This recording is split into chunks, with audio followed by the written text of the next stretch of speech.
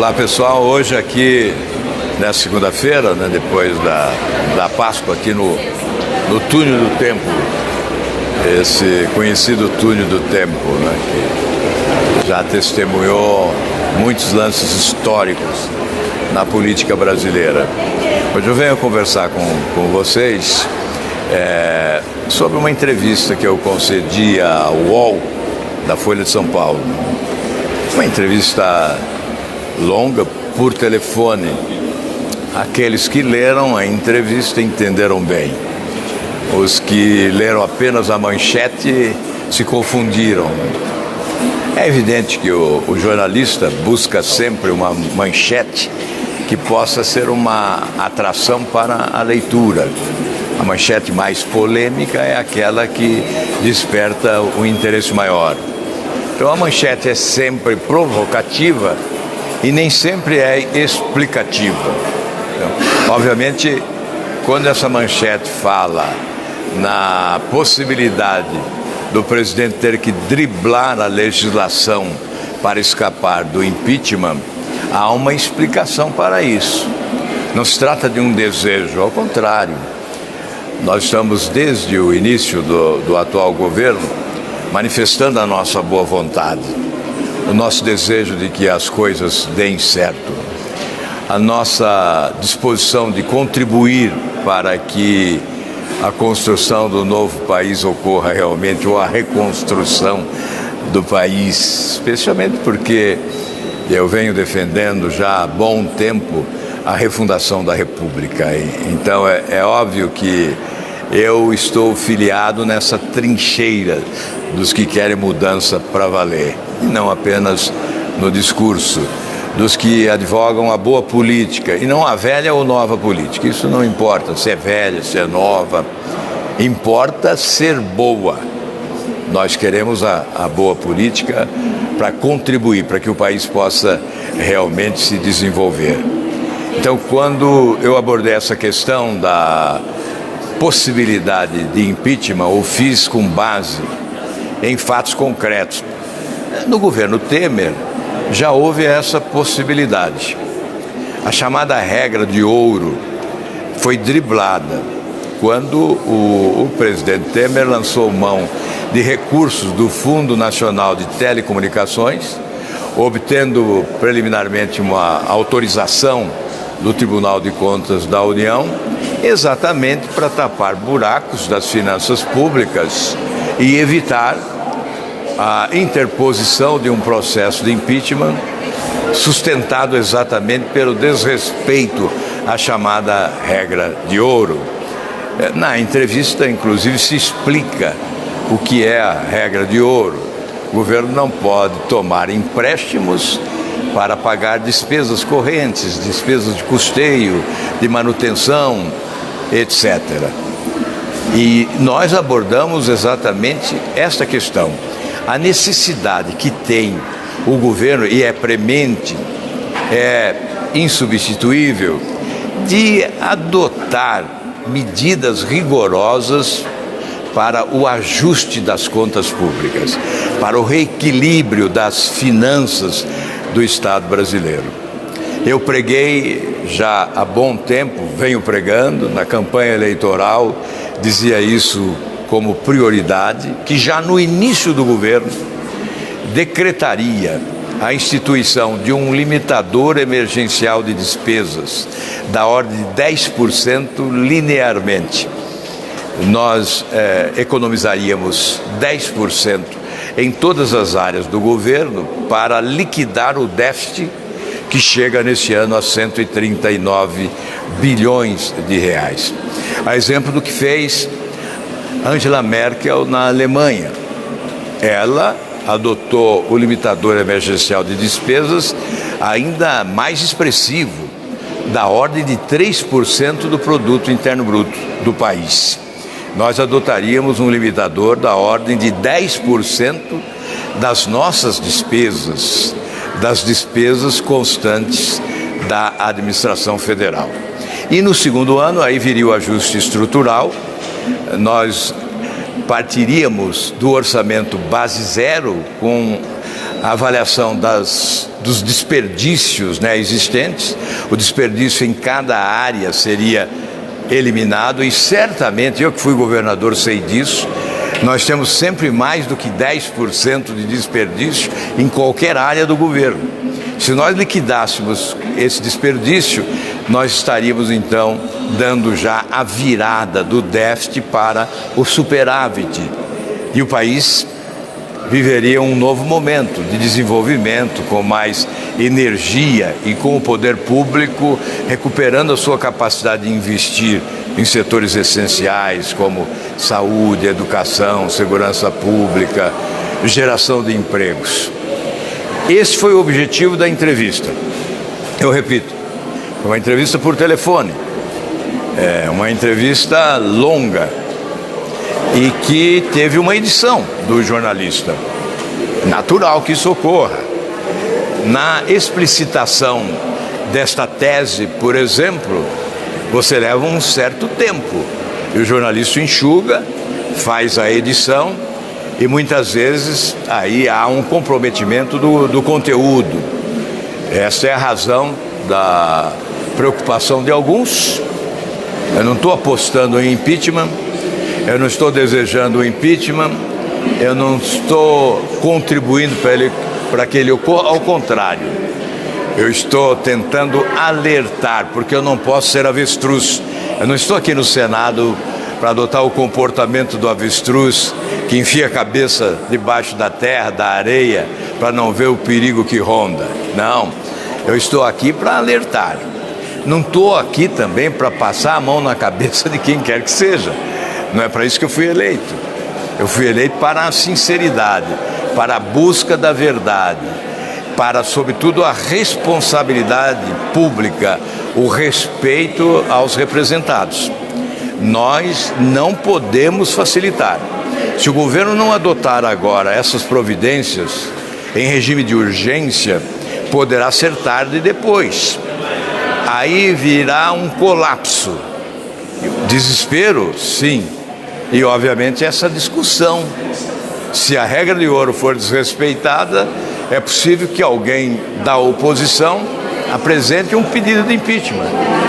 Então, sinceramente, eu estou querendo colaborar. Há aqueles que não querem ver, aqueles que não querem enxergar, há aqueles que querem apenas viver um momento de euforia pela derrota do PT. Ótimo, eu também queria a derrota do PT. Mas não basta enterrar o PT e não construir, e não buscar um futuro melhor para o nosso país. Então esse foi o objetivo. Essa foi a nossa preocupação explicitada pela primeira vez numa entrevista num grande veículo de comunicação. Aqueles que tiverem dúvidas podem encaminhar suas perguntas e amanhã eu voltarei para respondê-las. Muito obrigado aí pela sua atenção e compreensão e um grande abraço a todos. Tem uma outra coisa também. Aí é uma coisa até ridícula, né? Mas já que estou aqui nessa intimidade conversando com vocês, eu acho que eu devo abordar.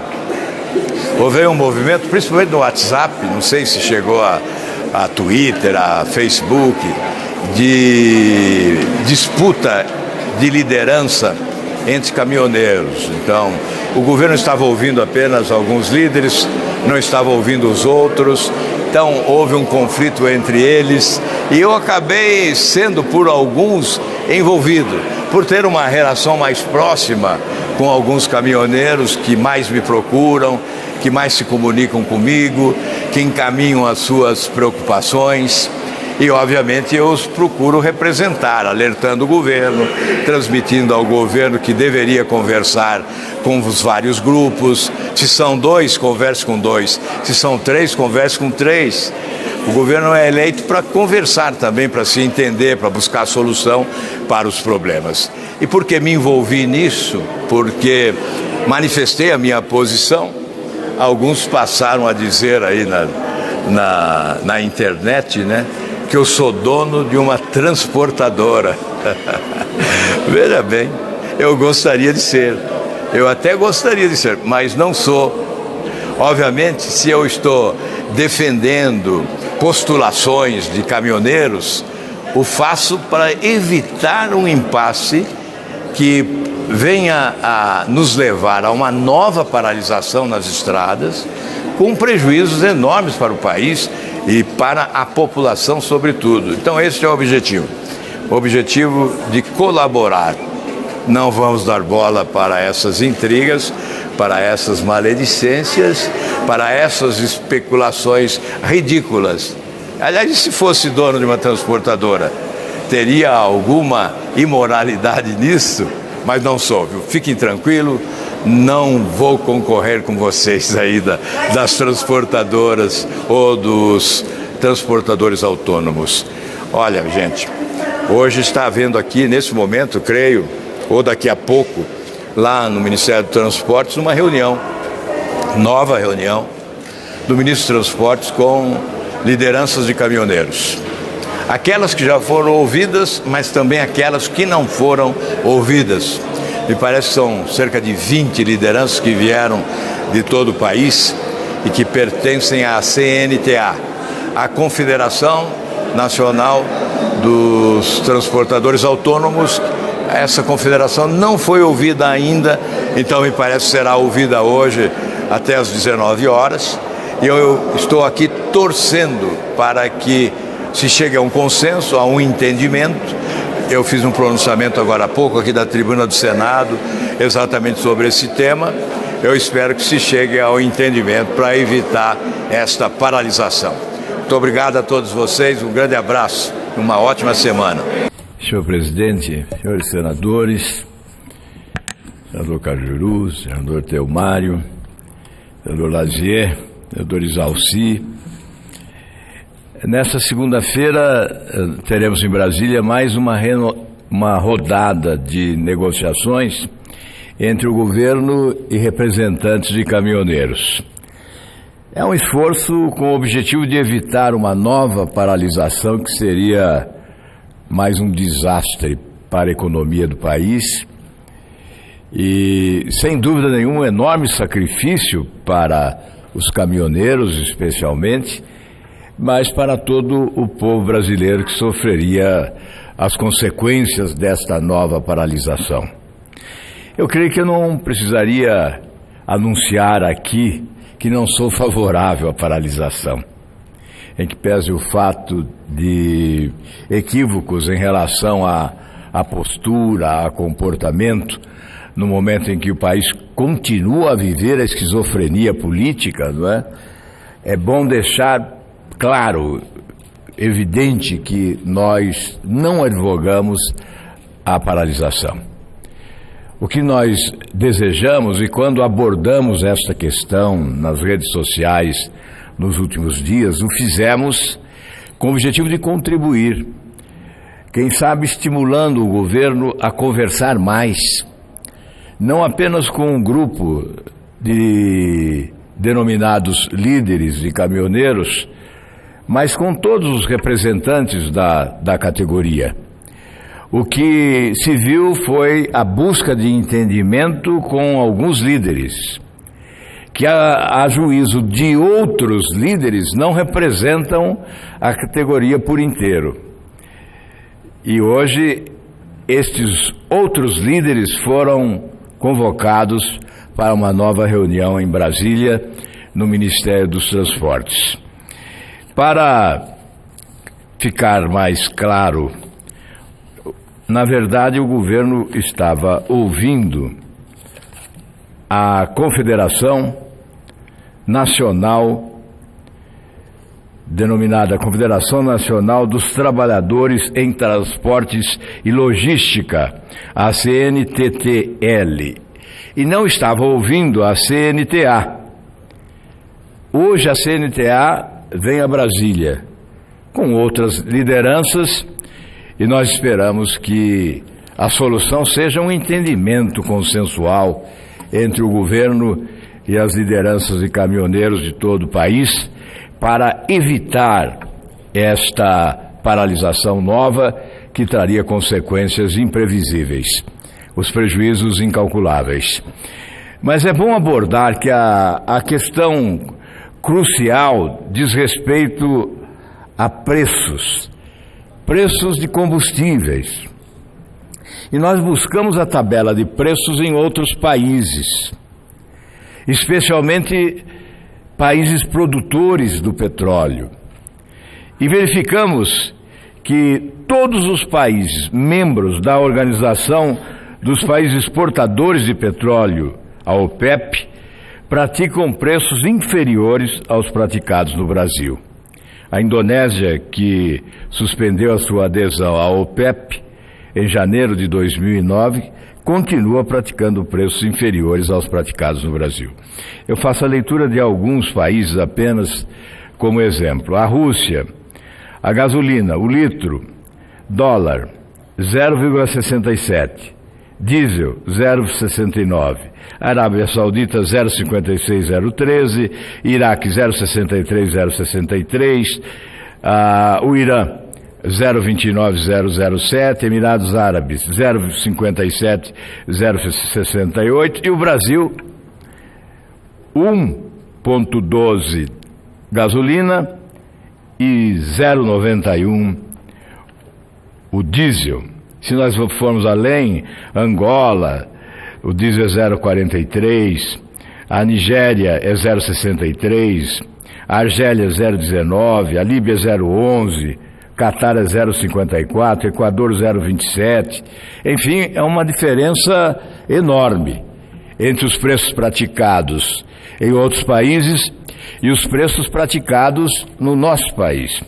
Lembro-me bem que no ano passado, quando discutia essa questão, eu disse desta tribuna que de 2017 até final de 2018, a gasolina teve uma importação acrescida em 82%. O Brasil passou a importar gasolina 82% a mais. E o diesel 67%. Porque se nós chegamos a comemorar aqui a autossuficiência em petróleo, se temos uma quantidade razoável de refinarias para o refino aqui no nosso país, por que essa importação? De quem é o interesse em importar? À época, nós chegamos a afirmar que liderança de petroleiros informava que as refinarias no Brasil não estavam trabalhando com o seu potencial absoluto, não estavam trabalhando, portanto, com a sua plena capacidade de refinar o petróleo, por ordem do governo. Surpreendentemente, a informação é que era uma ordem do governo, para que as refinarias não trabalhassem de forma absoluta e, com isso, proporcionasse o crescimento das importações, como disse, em 82% da gasolina e 67% do diesel.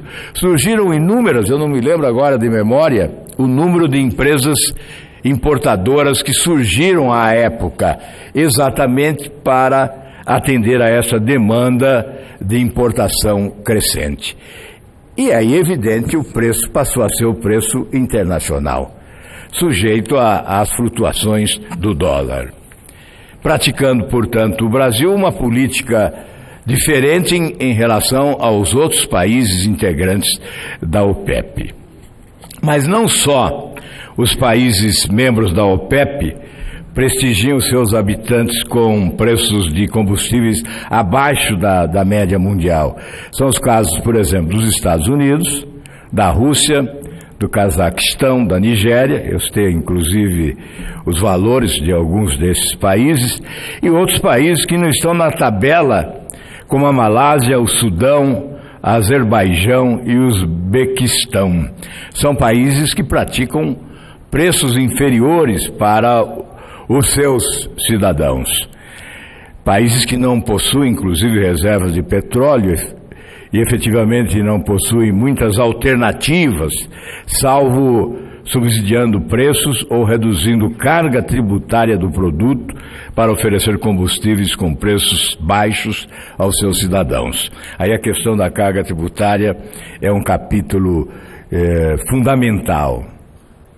Não é o caso do Brasil, né? Esses países são obrigados a subsidiar e trabalhar com uma carga tributária inferior no caso dos combustíveis, mas não é o caso do Brasil. O Brasil possui grandes reservas de petróleo e conta com uma empresa controlada pela União, que explora e refina o petróleo em seu território. Fica a dúvida, por que não consegue oferecer combustíveis a preços baixos à população? Surpreendeu-me o espanto das pessoas quando o presidente Jair Bolsonaro discordou do anúncio do novo preço do óleo diesel praticado pela Petrobras e pediu alguns dias para a discussão e depois o aumento se consubstanciou um pouco inferior ao anunciado anteriormente, mas se estabeleceu o reajuste do preço do diesel. Me surpreende porque a Petrobras é uma empresa pública. Quem nomeia o presidente da Petrobras é o presidente da República. Obviamente, um homem da sua confiança.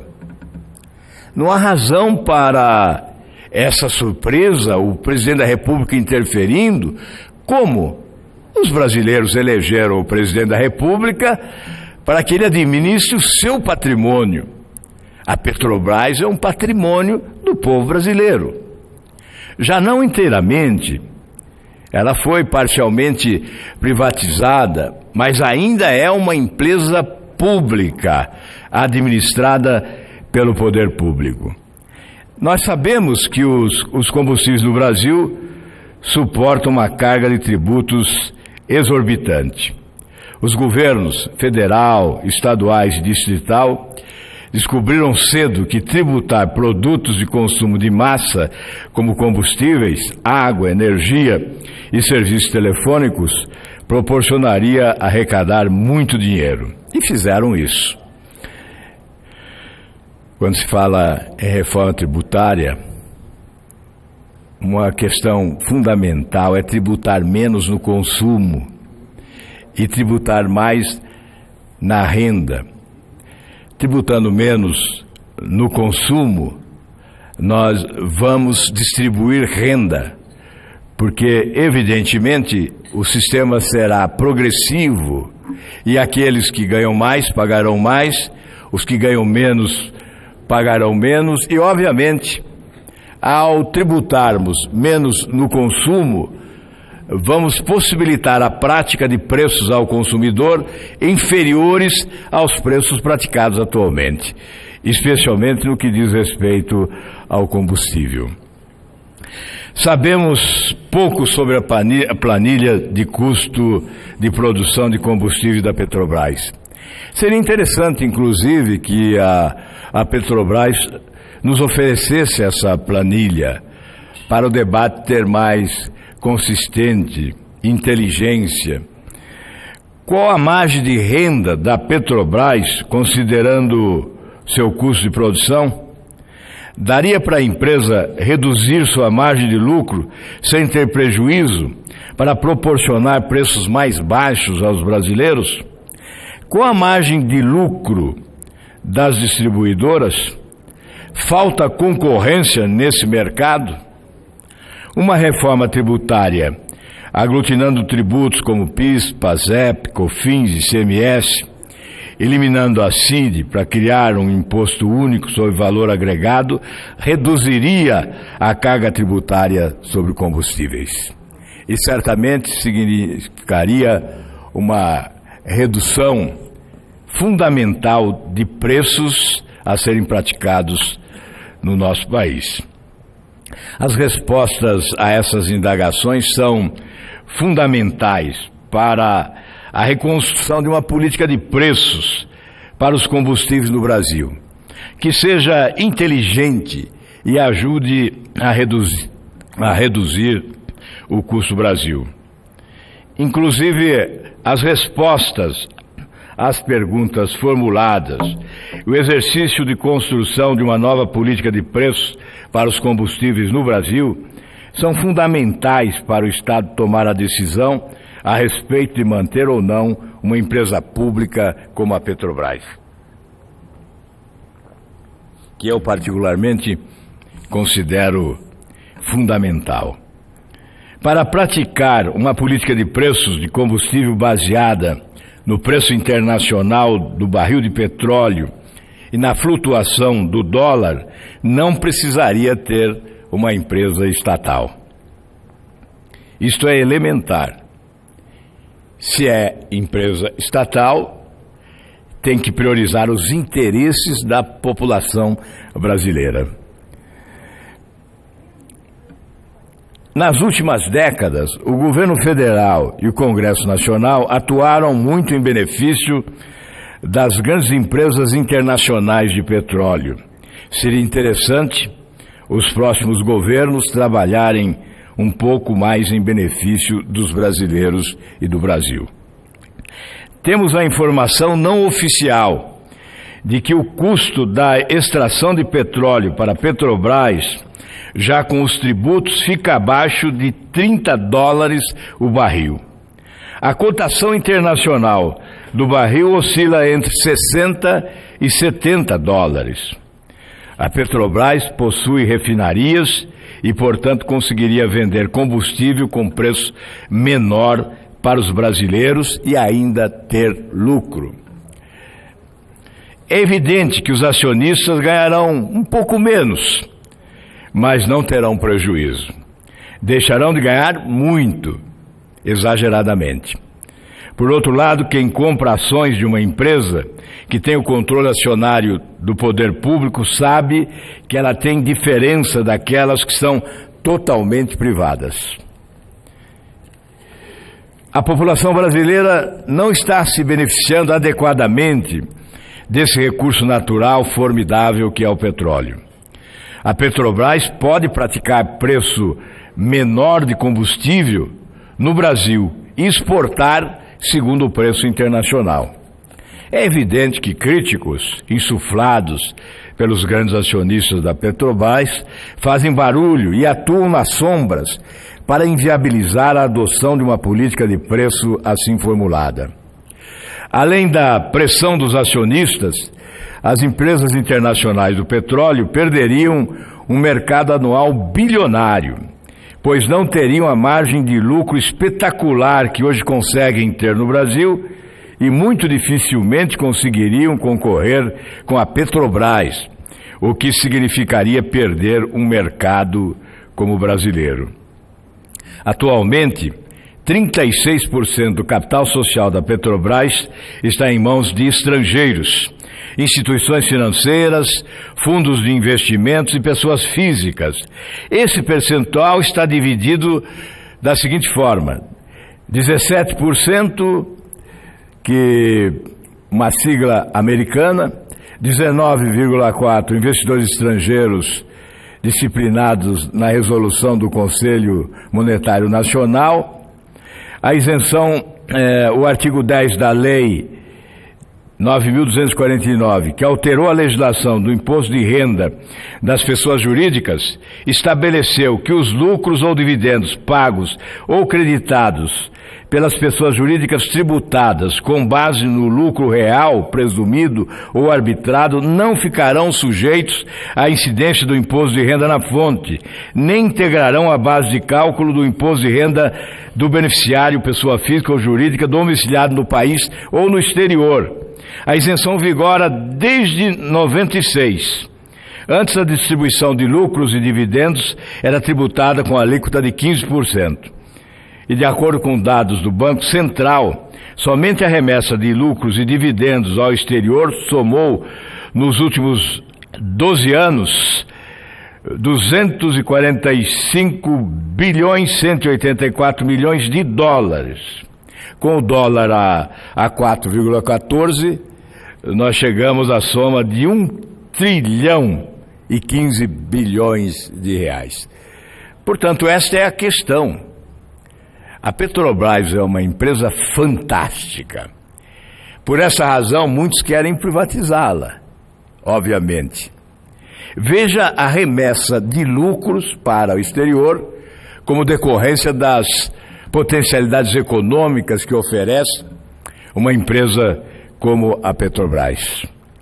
Pelo fato de não tributar essa remessa de lucro com a alíquota de 15%, o Brasil deixou de arrecadar, nos últimos 12 anos, um montante de 152 bilhões, uma média de 12 bilhões 666 milhões ao ano.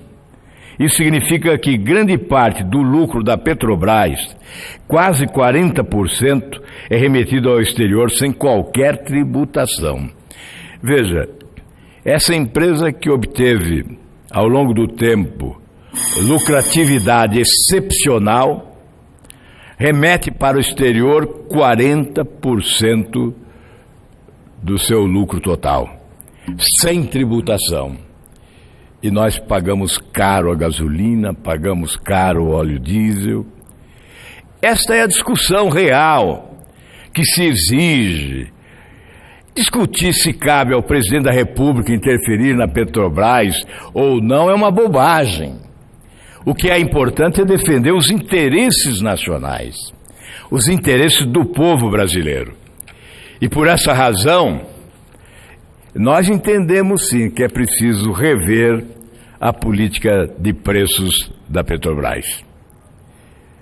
Não há dúvida de que é possível chegarmos a uma equação, a uma arquitetura na política de preços que atenda o interesse dos acionistas e, obviamente, atenda, em primeiro lugar, o interesse dos brasileiros. Para concluir, já que iniciei tratando do impasse caminhoneiros e governo, eu gostaria de concluir o discurso apenas citando algumas das reivindicações da CNTA, que é a Confederação Nacional dos Transportadores Autônomos. Nós temos de transportadores autônomos 3 milhões de caminhões no país, mais de 1 milhão de caminhoneiros.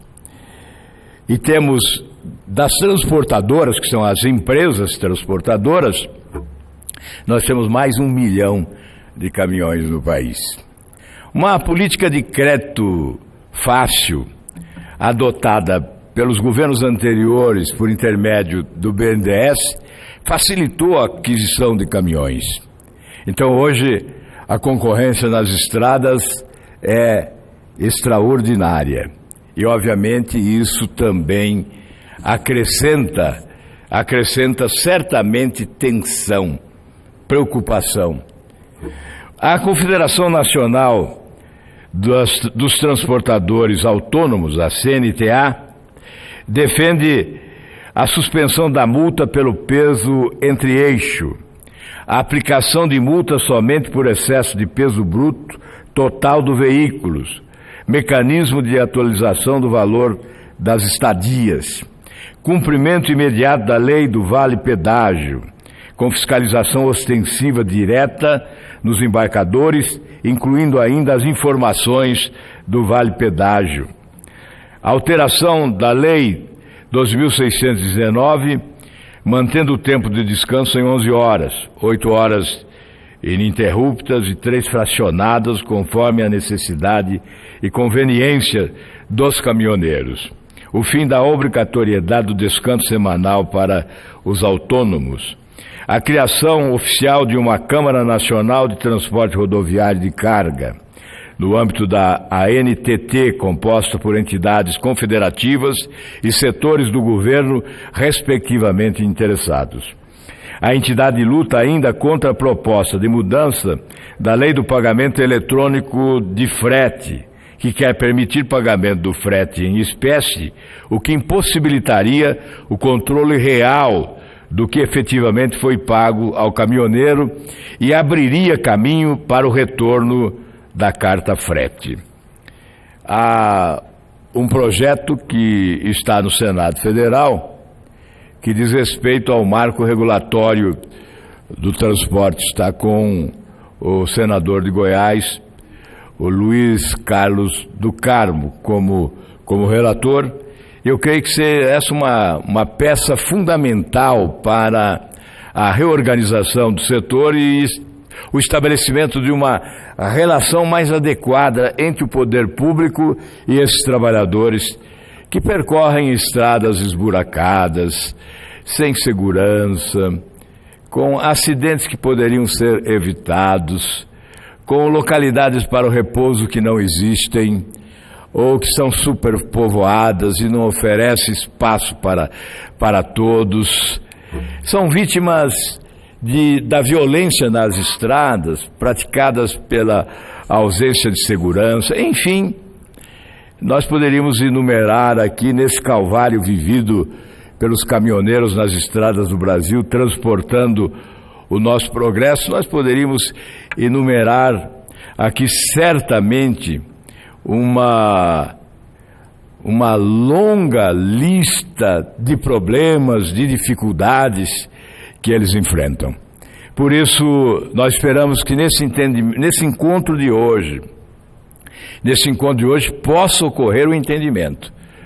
O governo e os caminhoneiros possam apertar as mãos e determinar tranquilidade, dizer ao povo brasileiro que não haverá essa paralisação, que ela não é desejada por ninguém.